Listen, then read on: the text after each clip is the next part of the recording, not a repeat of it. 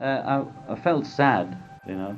Also felt that film was set up by Paul for Paul. That's one of the main reasons the Beatles ended. I can't speak for George, but I pretty damn well know. We got fed up of being sidemen for Paul. After Brian died, that's what began to happen to us, you know. And the camera work was set up to show Paul and not to show anybody else, and that's how I felt about it. And on top of that, the people that cut it as Paul is God and we're just lying around there, you know. And that's what I felt. And I knew there were some shots of Yoko and me that had been just chopped out of the film for no other reason than the people were oriented towards Engelbert Humperdinck, you know. And I felt sick.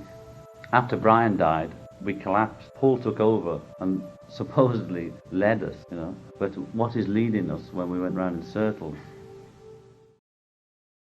And Let It Be eventually was issued after Abbey Road, but we weren't to know that at the time. And the idea for Let It Be was a good one, but it never really materialised. The basic idea was that John and Paul and George should write new songs for the album that were going to be really good, and we would vet them and make sure they were good and maybe do demo tracks for them. But the actual album itself, we thought, let's make a live album. We'd never done this. For the first time, let's make a live album of original music before an audience. The idea foundered because we couldn't find anywhere which would take an audience in England in the middle of winter, an audience big enough it was. And as usual, the Beatles wanted to do everything at an hour's notice, and you can't organise these things very quickly. And they also wanted to record in their own studio in Savile Row, which was not equipped properly. So in order to accommodate that, I had to move in a lot of equipment from Abbey Road into their studio. And the designer, Magic Alex, had forgotten to put a hole in the wall for the wires to go through. So, I mean, all this silly kind of thing. And the studio wasn't ideal, but we worked in it.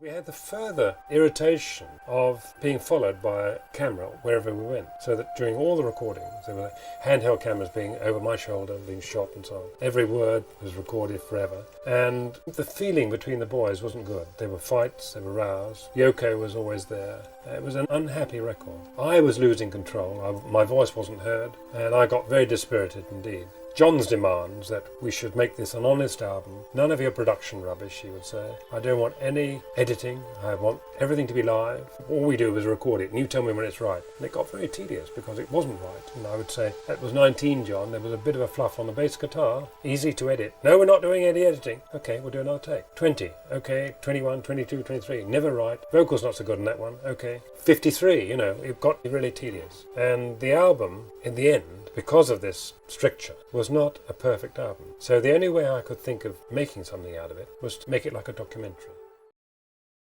I'd been overdoing it. It was the 60s and we were just getting crazed and stuff a lot of the time. And so I went to bed and wasn't feeling too great in myself. And in the dream, my mother came to me in the dream, and she died maybe 10 years previously. And so when someone who you've lost comes back to you in a dream, it's a miraculous moment because you're with them. Your mind doesn't say, wait a minute, you shouldn't be here. And so it was really nice, because there's my mom, and oh, mom, very emotional. She seemed to realize that I was going through struggles, and she said, it's going to be okay, just let it be. I went, and felt great, and woke up and thought, what was that? What? And I remembered the dream and thought, what did she say? Let it be. And then I sat down at the piano and wrote the song. I had a lot of emotion because of who'd said it and my situation. So that kind of translated to the record. And I think that's why a lot of people like it. They feel somehow that kind of magic comes through.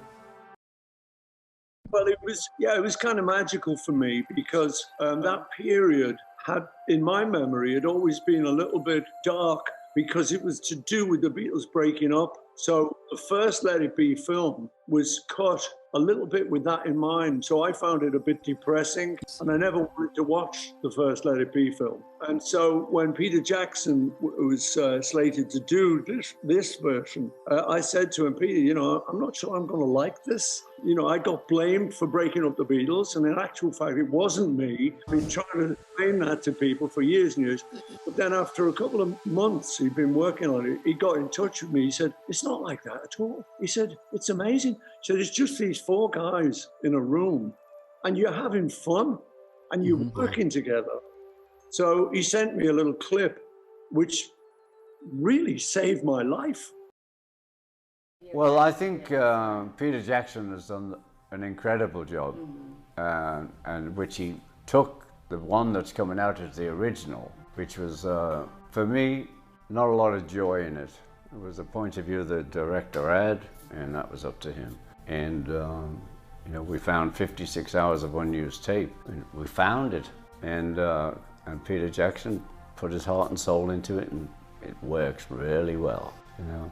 But it's great because you'll get another chance to see us on the roof. I mean, mine, I kept coming across the words I, me, and mine in books about yoga and stuff. I mean, about the meaning of life and the difference between the ego and the soul, the real you and the you that people mistake their identity to be this bones and bag of flesh and bones, and the ego. And that's really it. I, me, and mine is all ego orientation. But it is something which is used all the time. People, no one's frightened of saying it. Everyone's playing it, coming on strong all the time. All through your life, I, me, mine.